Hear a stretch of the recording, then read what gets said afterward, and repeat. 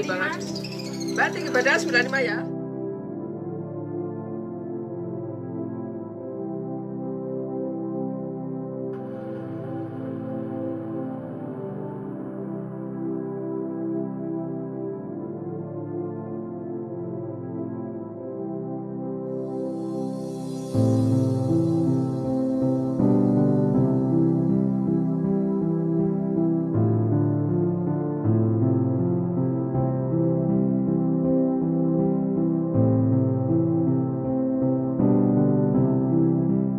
Menurut regulasi dapat sekilas kami sampaikan yang dinamakan pernikahan dini adalah pernikahan yang dilaksanakan dengan usia calon pengantin di bawah 19 tahun, baik itu laki-laki maupun perempuan.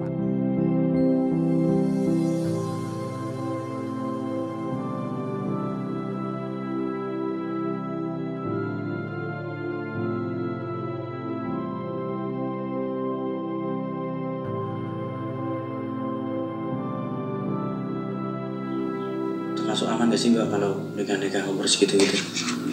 Itu rawan Mas, kalau nikah seperti itu mending jangan deh. Soalnya pertama dari semisal kok nikah dini itu emosi yang pertama, keegoisan itu kan pasti ada, namanya juga masih anak kecil ya Mas. Itu pasti sama-sama egois, sama-sama nggak mau ngalah, ujung-ujungnya juga berantem. Itu yang pertama. Yang kedua, keadaan ekonomi itu sangat penting nih.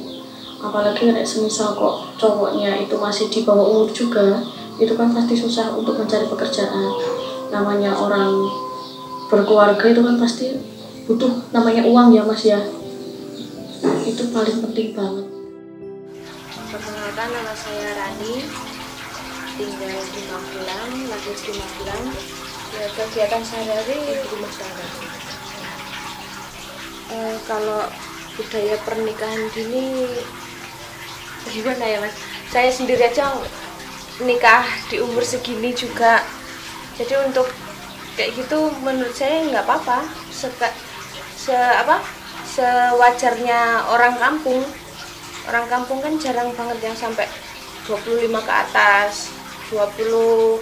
Pokoknya umur 20, 18 tahun itu udah menurut orang-orang tuh udah dewasa, udah waktunya. Ya itu ini Mas, kesiapan diri sendiri aja kalau menurut saya. Ya tergantung orangnya, misalkan orangnya sudah siap ya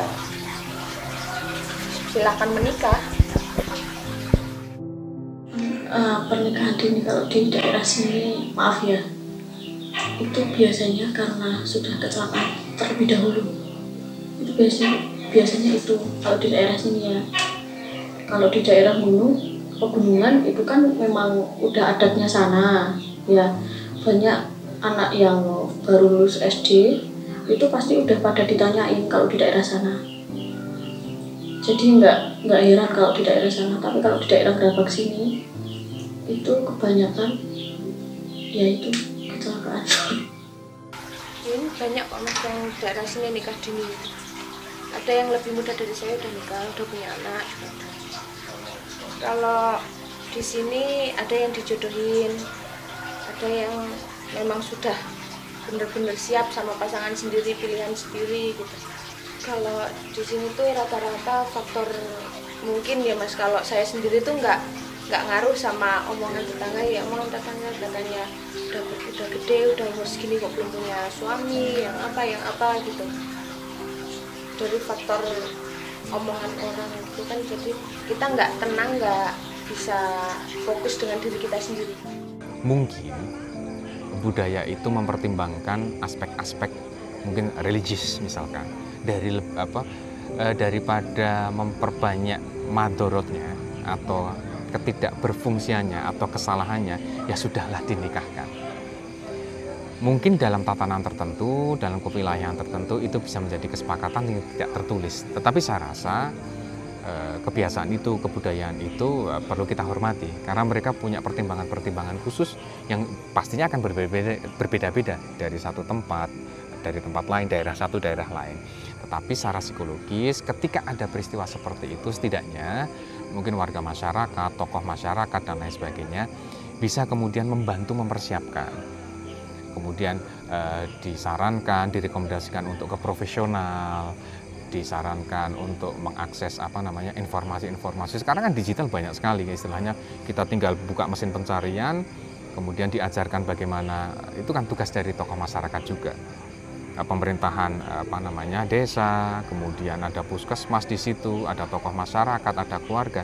Saya rasa ketika satu daerah ada potensi-potensi seperti itu, mereka bisa kemudian mendukung, memberikan solusi, memberikan bantuan baik secara psikologis maupun secara sosial istilahnya. Jadi ketika menikah bahasa Jawanya biar nanti tidak kalau bahasa Jawa itu dijelomprongke gitu istilahnya. Khawatirnya kayak terjebak. Tapi ketika warga masyarakat mendukung itu, membantu, memberikan masukan, dorongan, kemudian juga mengakses tenaga-tenaga profesional seperti psikolog, konselor dan lain sebagainya. Saya rasa itu akan sangat membantu kesiapan mental dari calon pengantin.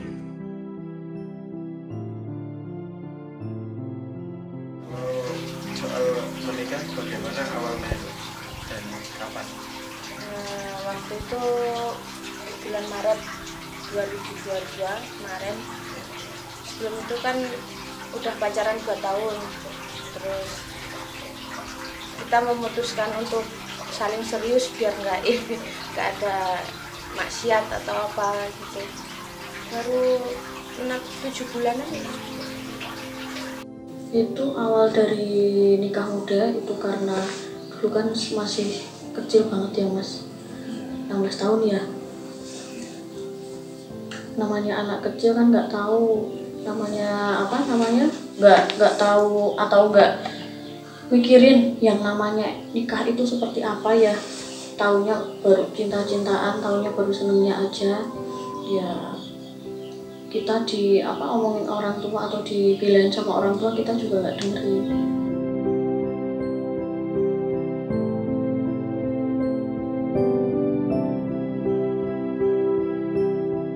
Dulu masih kecil juga, umurnya juga belum mencukupi.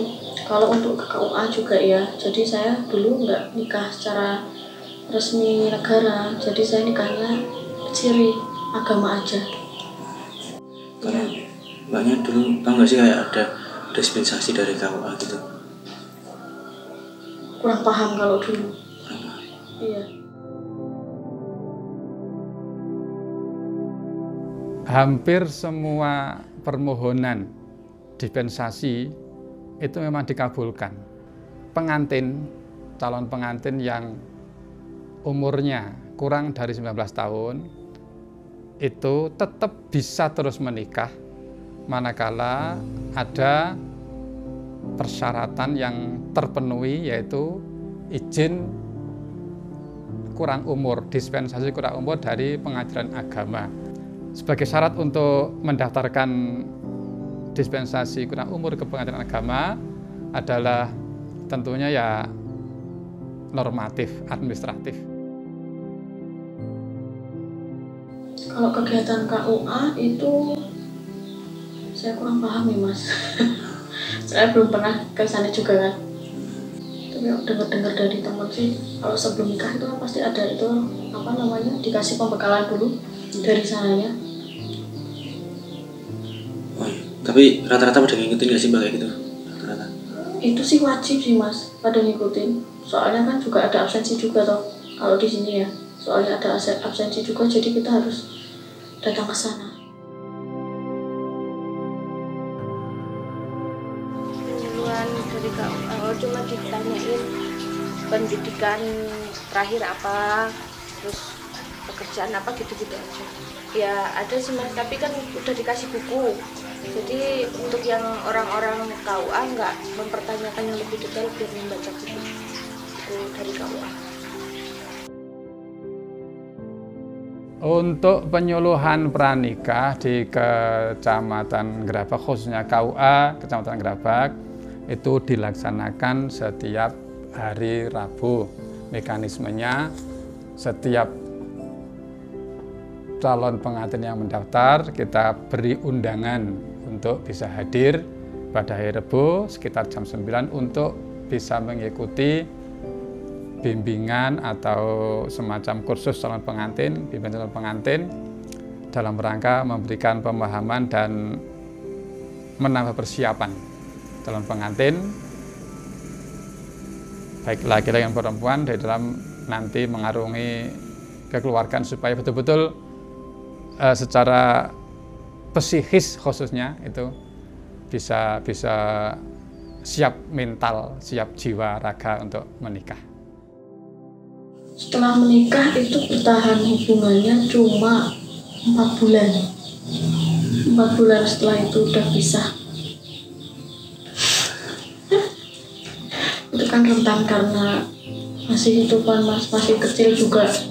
Dulu mantan suamiku itu nggak kerja sama sekali karena dia kan umurnya baru berapa ya, 18 tahun kayaknya, 18 tahun ya umurnya.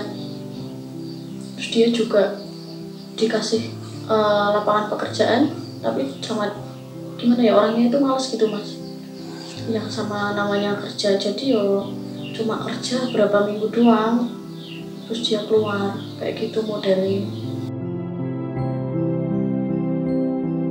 Mengurus anak itu sangat sulit mas, karena kita kan umur 16 tahun itu pasti kan tahunnya baru main ya. Jadi kalau mengurus anak kecil, apalagi kok bayi, itu emosinya kan pasti nggak kekontrol. Yang ngurus jadi ya nggak bisa saya sendiri, sama orang tua pasti. Kendalanya untuk popok, semisal kok dia lagi itu pipis, saya kan juga belum paham. Namanya juga belum pernah ya mas ya, apalagi kok masih kecil. Itu tetap orang tua yang gantiin. Tapi maaf Pak, dulu suami ikut bantuin gak sih kalau gitu? Enggak bantuin. Dia malah kalau semisal kok kalau namanya bayi itu kan malam pasti rewel ya. Itu dia tak suruh gantiin juga nggak mau. Jadi semuanya saya sama orang tua aja, kalau yang laki-laki enggak. Kalau untuk dampak psikologis ya, ketika seseorang itu melakukan atau melaksanakan pernikahan dini, istilahnya yang akhir-akhir ini sering disebut pernikahan dini, calon pengantin putra ataupun calon pengantin putri yang kemudian usianya masih dianggap belum matang, manajemen konfliknya masih sangat terbatas. Penyelesaian masalah, bagaimana kemudian dia bersosialisasi, kemudian berkomunikasi, tekanan-tekanan baru dari keluarga, dari dalam diri, dari dalam keluarga, itu tidak terpersiapkan dengan baik. Khawatirnya apa? Ketika itu terjadi di setiap hari, calon pengantin, misalkan seorang suami muda, ini dia tertekan menghadapi istrinya. Karena apa? Istri dianggap seseorang yang aneh di dalam kehidupannya, karena dia terbiasa hidup sendiri. Dia tertekan setiap hari. Dan itu pernikahan kan diharapkan sampai selamanya. 1 tahun pertama masih baik-baik saja. Baik-baik saja bukan berarti aman loh, dia menahan. Bisa jadi. Tahun kedua aman, karena dia menahan lagi. Tahun ketiga misalkan meledak. Apa yang terjadi? Si istri tidak siap dengan kondisi itu. Karena apa? Skill untuk bagaimana manajemen stres menghadapi persoalan suaminya, dia akan kaget. Apa yang terjadi? Seorang suami mempunyai luka batin, luka psikologisnya, sikapnya kemudian melukai istrinya, dan itu berlangsung bertahun-tahun. Apa yang terjadi? Bisa berpotensi kemudian depresi. Karena tekanan stresor yang sangat berat, kemudian dia berpotensi tadi ada depresi, dia mengalami kecemasan dan lain sebagainya. Kecemasan yang muncul atau misalkan terjadi di seorang pasangan suami istri, apa yang terjadi? Rumah tangganya kemudian yang berdampak, tidak harmonis, ada potensi KDRT. Nah, potensi KDRT itu kan kemudian sangat mungkin terjadi. Karena apa? Skill untuk menghadapi emosional, skill untuk menghadapi masalah masih sangat terbatas. Apa yang muncul adalah nalurinya, main tampar. Mungkin istri kemudian karena terbiasa dulu hidup sendiri, dengan nada keras membentak suami dan lain sebagainya, suami bereaksi dengan emosionalnya, kemudian tadi yang saya sampaikan berpotensi KDRT. Suami jenuh karena merasa bahwa istrinya bukan partner komunikasi yang baik, dia keluar rumah terjadi perselingkuhan, ada aktivitas seks bebas di luar sana, mengkonsumsi alkohol karena sebagai dianggap sebagai obat untuk mengatasi stresnya. Padahal masalah bisa setiap hari, berarti minumnya bisa setiap hari juga dong, istilahnya potensinya seperti itu. Itu sih yang dikhawatirkan. Upaya pemerintah sangat banyak, Mas. Jadi karena itu merupakan problem yang sifatnya multidimensi ya. Jadi masing-masing sektor ya bergerak mengupayakan atau mencegah pelaksanaan nikah dini tersebut sesuai dengan sektor masing-masing. Khususnya untuk di Kementerian Agama yang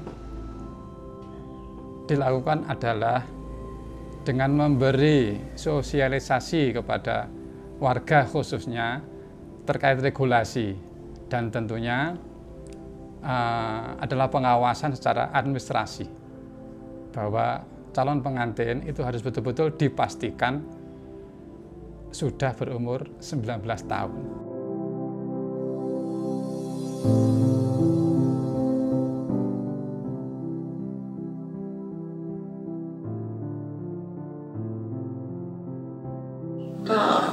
Stunting saya udah pernah dengar tapi belum jelas seperti apa itu stunting. Seperti kalau stunting itu gimana ya? Setahu saya ya itu kan bayi biar nggak itu nih. Gimana caranya mencegah agar punya anak yang sehat kayak gitu. Taunya ya sekedar itu. Kalau yang lebih dalam saya belum paham betul. Iya, pasti menyampaikan. Biasanya kayak gitu itu disampaikan ke PKK biasanya.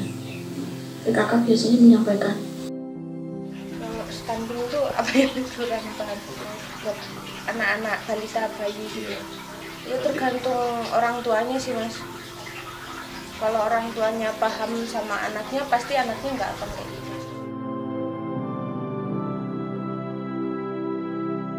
Dampak dari pernikahan dini itu bisa terjadi stunting akibat melahirkan prematur. Yang kedua yaitu karena alat reproduksi tidak sehat bisa terjadi kematian pada ibu diakibatkan karena perdarahan. Yaitu stunting itu dipengaruhi dua ya, yaitu gizi dan pola asuh.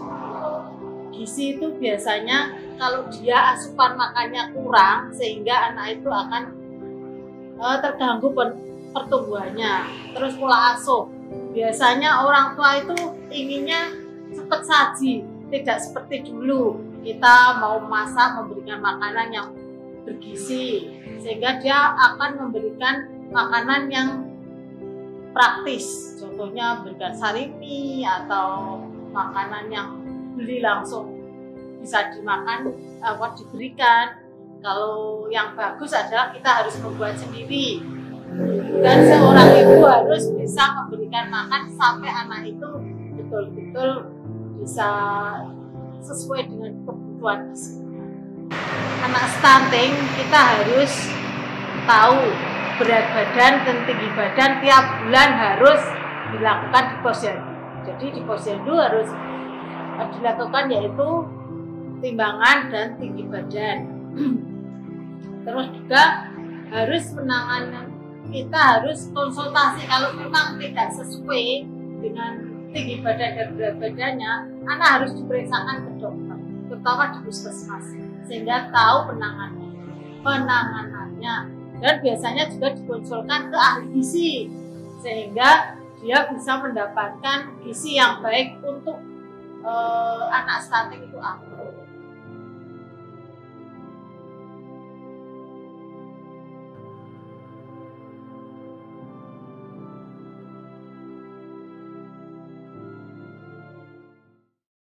Banyak yang punya problem kawin muda, ini problem.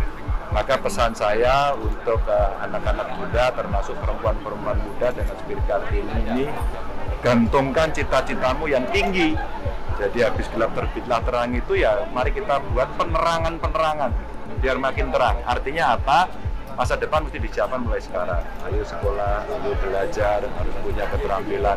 Karena perempuan makin mendapatkan tempat yang sangat terhormat di banyak profesi, maka jangan sia-siakan itu.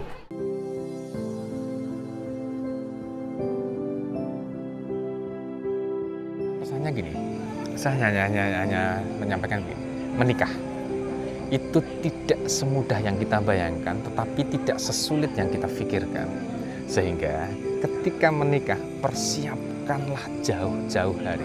Siapa yang bertanggung jawab untuk mempersiapkan? Orang tua punya peran yang sangat tinggi. Lingkungan juga punya andil dan punya peran. Yang ketiga adalah dirinya sendiri, menerima masukan, menerima informasi positif agar harapannya apa? Ketika suatu saat berpasangan dan menjalin ikatan, dia menjadi manusia utuh yang siap tumbuh, berkembang, berkomunikasi, dan bernegosiasi. Saya rasa seperti itu.